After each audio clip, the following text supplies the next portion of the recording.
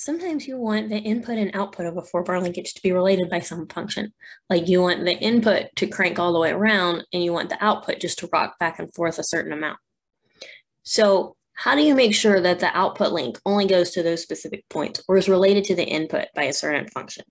That's what function generation is about. So that's what this video will cover. So function generation is supposed to help you figure out how do you know what lengths of a four-bar mechanism so that you can get the input and output behavior related by a certain function. So function generation is scale invariant and rotation invariant. So scale invariant means it doesn't matter what the units are, as long as the lengths are ratios of each other, that will scale appropriately. So you could have them all times 10, times 100, times 3. It doesn't matter. The scale doesn't change. So then rotation invariant means that it doesn't matter what angle your coordinate frame is at, or if the linkage is upside down or something like that.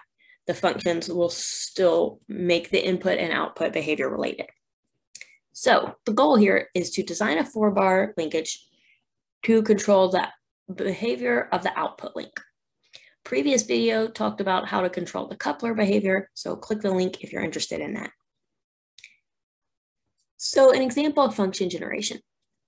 Look at this diagram, then you can see that theta 2 is the input link angle. And here, theta 2 starts from some initial position and moves by beta. Whereas on the right side, theta 4, the output link, starts at some initial position here and moves by gamma.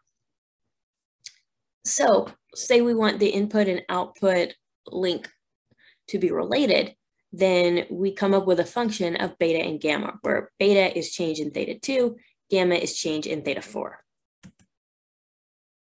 So that's here, beta is theta 2 minus theta 2 initial, gamma is theta 4 minus theta 4 initial. So then if we take the derivative of those, because the initial position is a constant, then change in beta is change in theta 2, change in gamma is change in theta 4.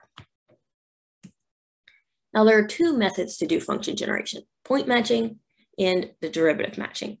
So we'll have a separate video that goes into more detail on each one of these, but just for an overview, point matching is choosing a set of 3 points that you want to fit a curve to for the function. So the 3 points would be like final, middle, and initial positions of the input and the output. So you get those coordinates of input, output angle for initial, middle, and final position. Use that to determine sort of the best fit line that matches those. So this is used for linear first order relationships.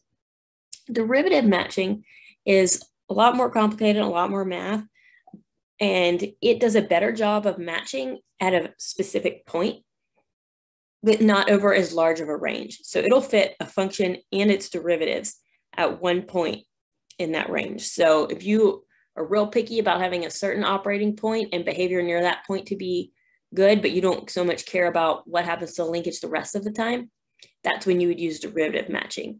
And it's going to be a polynomial or like not a linear relationship, but like a squared or a cubed or something like that, because you're trying to fit not just some points, but actually the derivative, the slope of the curve.